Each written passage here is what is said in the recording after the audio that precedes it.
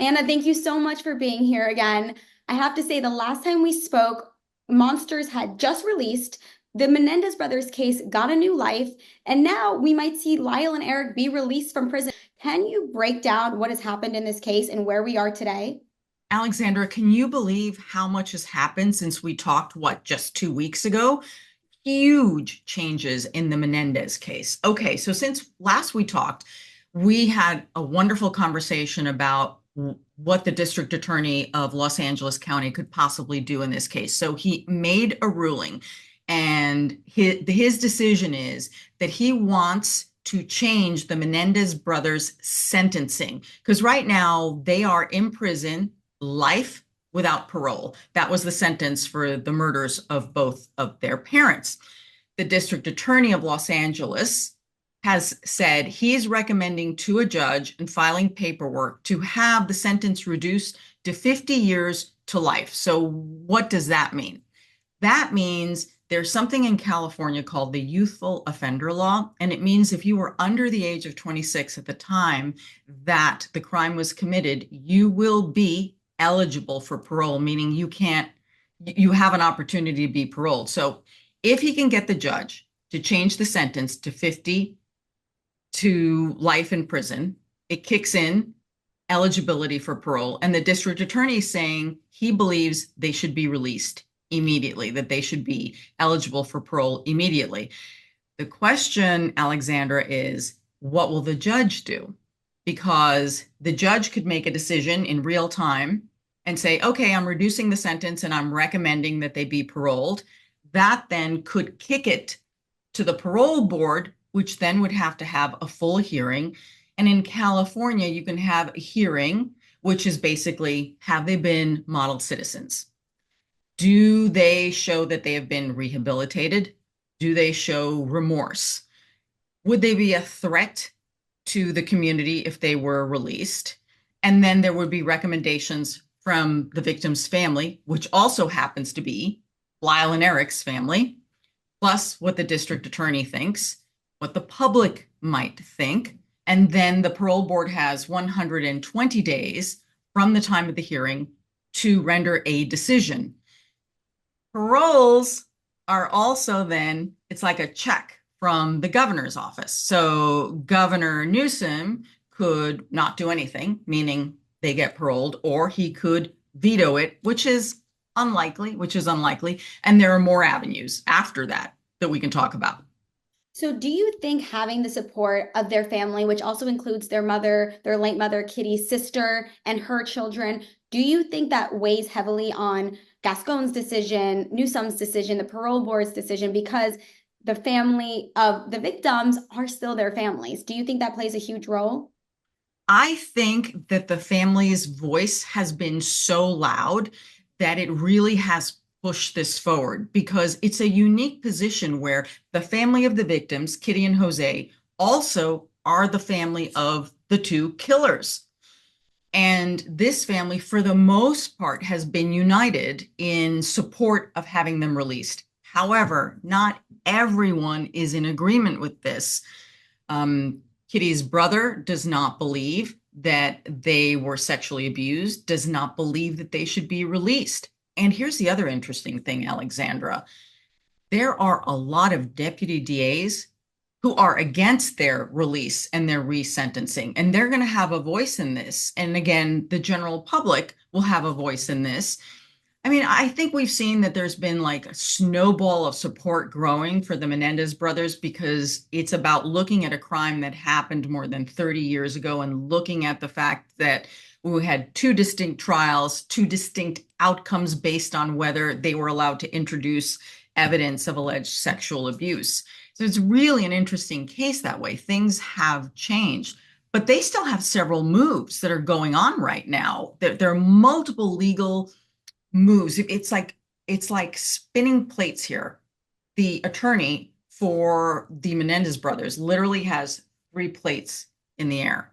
So there's the district attorney who's made the recommendation to lower their sentence and is busy trying to get a hearing scheduled. A judge has already been appointed. One plate spinning. Next one is the habeas corpus filing.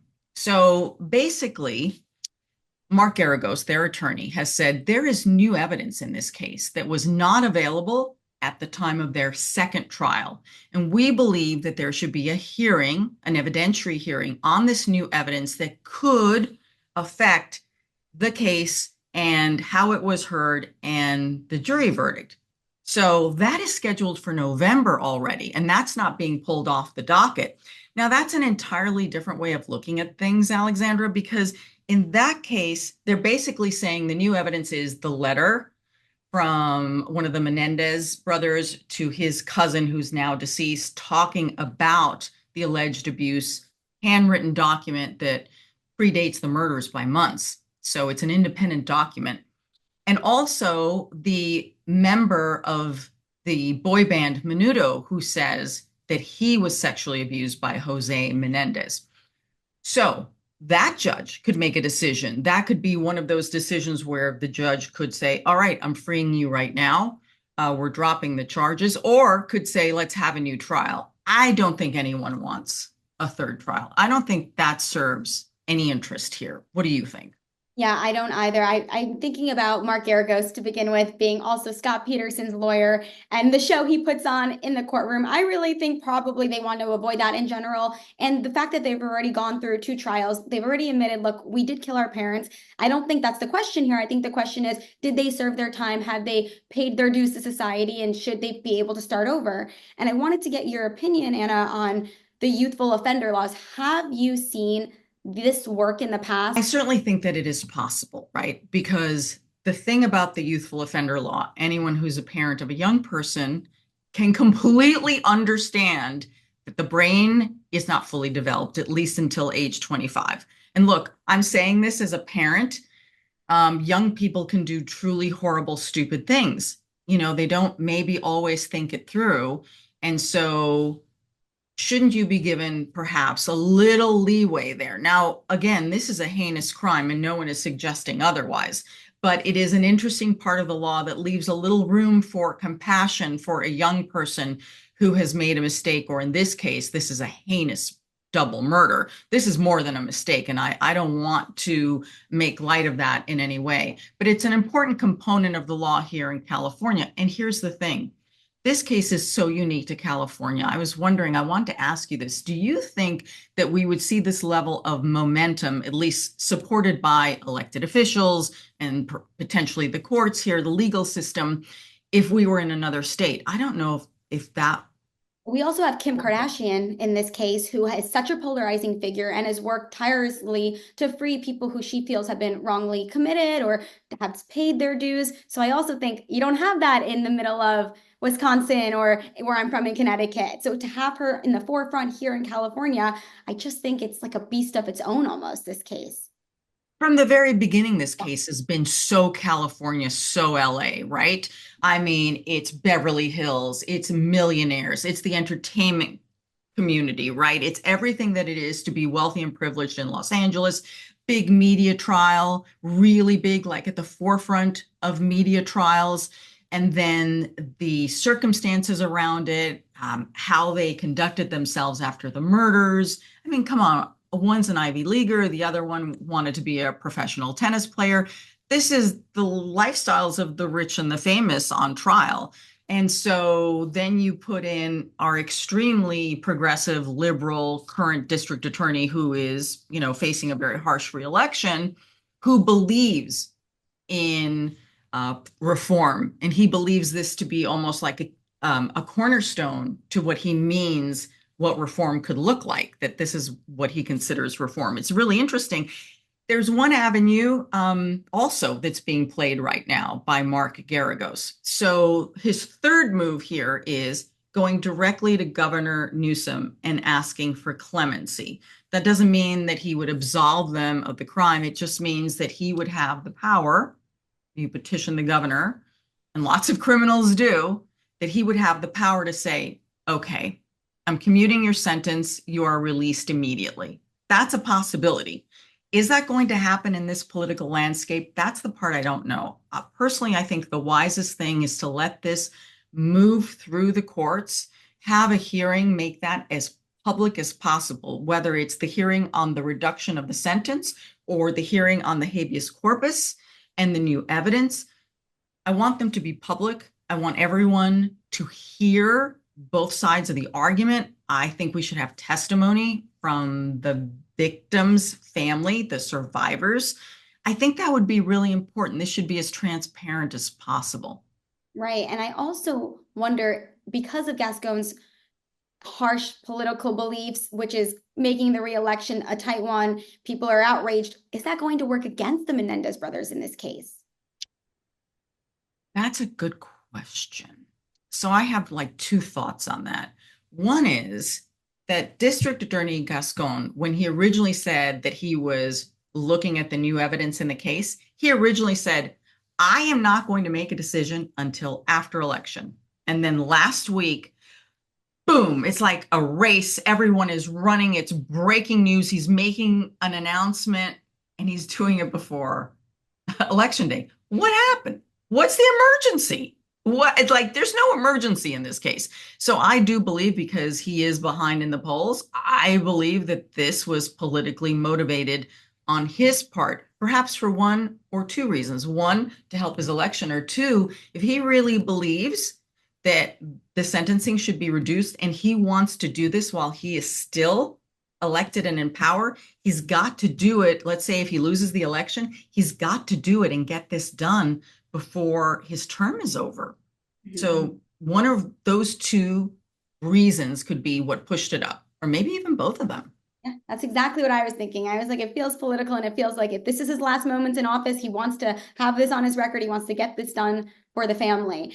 So what do you think Lyle and Eric would have to do to integrate successfully back into society? Because this is a different world than when they left it. Coming out, they're pretty much celebrities almost in their own right, which has to be overwhelming. They have so much support. What do you think they need to do in order to come out and thrive in society? Alexandra, you know what I'd like to see them do? I would like them, if they get a second chance at life, I want them to do good with it. I want them to take everything that they've learned and champion this cause for others. I want them to make a difference in this world. I think that would be the greatest gift, and the truest sense of rehabilitation is to turn around and do something good, not for themselves, but for others. And if they can dedicate their lives to service for the betterment of other people, that I think is the best outcome. However, if they decide to pick up their life where they left off with the shopping for the Rolex and the Rolls Royce and the partying and all this, I hope not. I hope not. Right. And what do you think needs to be done in our justice system to prevent something like this from happening again? Because I completely understand that not everyone who is sexually abused commits murder. But in this case, if people feel like there's no way out, if people are enduring this suffering and no one believes them, no one hears them, what do you think first steps could be taken in our justice system to prevent things like this from happening and to give victims the support they need before it escalates to this? It's such a scary position to be in. You know, you fear for your life, you fear for the retribution from your abuser. These are real fears that make it difficult for the victim to think clearly sometimes. So I think we have to have compassion for the victim here. We can't constantly blame the victim for not getting out, because sometimes it's a very scary place that they're in and it isn't as easy to get out as people think it is. So I think we have to have some compassion here. Ultimately, if you can get out, you need to risk getting out, not risk danger to your life, but to realize that you have got to reach out for help, whether that's going to the police, filing a complaint, going, if you are a religious person, to your church, your synagogue, wherever you worship and can find support. There are domestic violence centers that you can turn to where they can house you and protect you temporarily. That, I believe, is probably the safest place to go. Get yourself really like surrounded, like bubble wrapped by people who know how to protect a vulnerable person and that person's family, whether it is a man or a woman, the children involved. It's a scary thing. And I never want to blame the victim, because I think that's really hard. I also think the fact that a lot's changed. There still isn't a great deal of sympathy for male victims of sexual abuse. Our society still is not that comfortable showing as much compassion toward them as they are towards women and girls. And I think we as a society need to work on that. So well said. That is very true. And before I let you go, I do want to touch on Scott Peterson because this has been another whirlwind case. We had two documentaries come out. I feel the Peacock one, we saw Scott Peterson speak for the first time. It was definitely a little bit more in his favor for him saying, hey, look, I am innocent.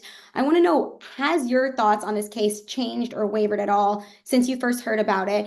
I think the Scott Peterson case is radically different on a lot of fronts. The Menendez brothers have admitted what they've done, right? That's incredibly important. They're like, it took a while for them, but they have. We did it. This is why we did it. That's an important part, I believe, of getting to justice. Scott Peterson is, I'm innocent, I'm innocent, I'm innocent. Um, and he's made a lot of noise.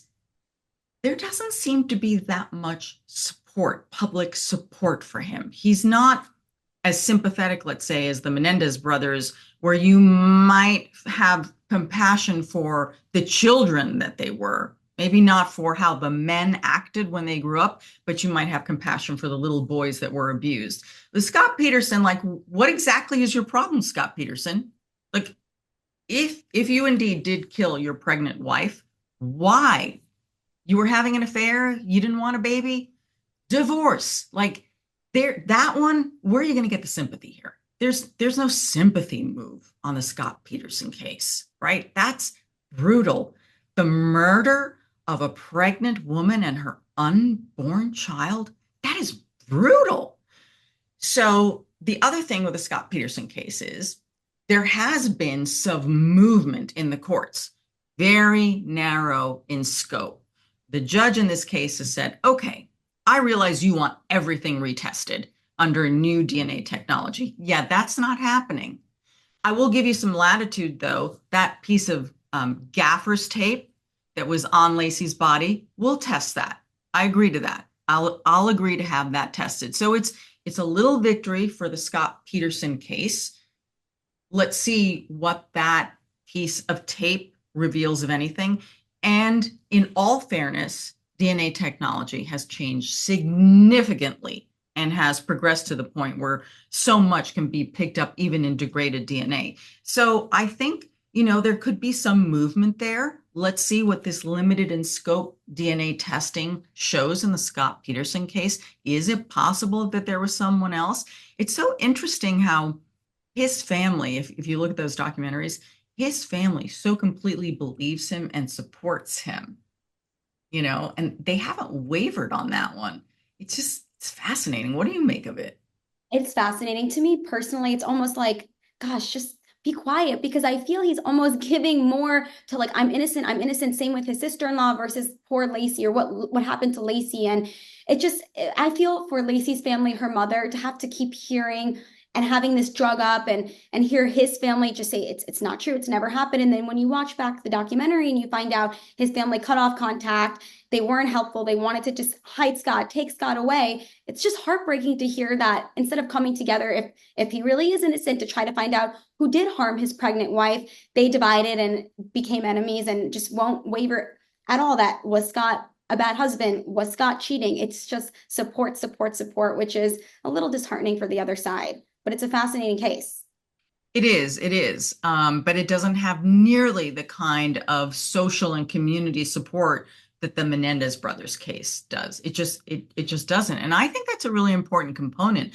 I don't know that we would be here at this moment unless there had been that snowball of support that started on TikTok, social media, the documentaries, the drama, and keeps moving forward till the point that it gets to a district attorney who, of course, is very welcoming. It's a totally different ball game. If we had another district attorney on this case, I'm not sure that a new DA would be asking for a reduction. In fact, the man who's running against LA DA Gascon thinks quite differently, thinks the Menendez brothers should stay exactly where they are.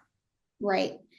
Oh, and I also think that having Eric and Lyle confess to begin with is like now they're not being viewed as they're lying, they're hiding, they're open, they're honest, they're sorry. And that's a Right. big component as well. I think so. I think it's really important to take responsibility for your actions, to say you're sorry. Look, sometimes I call these crocodile tears when someone at sentencing has done something horrible and now they're crying. It's like, really, where was this before? But at least to look at the survivors and the victim's family in a courtroom, to acknowledge them, to apologize. You know, I've seen judges who've shown mercy on people who truly are remorseful. There was a case recently. I don't know if you followed it. It's a fascinating case. It's the one where the man who worked for the State Department was in the middle of a custody battle with his wife in Ohio. He lived in Virginia, she lived in Ohio, and the murder was all caught on the dash cam that he had right there on the car he was driving. She, the estranged wife, was mad because the judge just ruled that the kids were going to spend the summer with their dad because she kept violating whatever the judge would say. So she decides to stab him with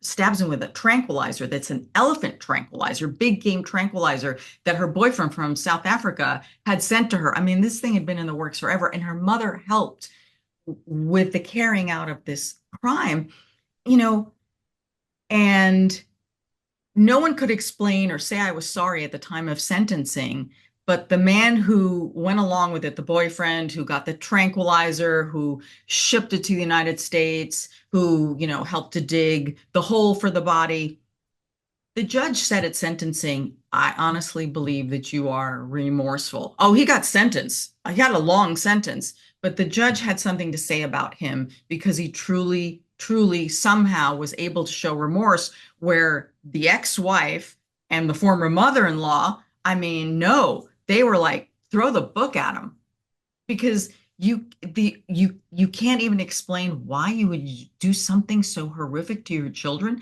Now your children have no parents. One is dead and the other one will be in prison for a long time.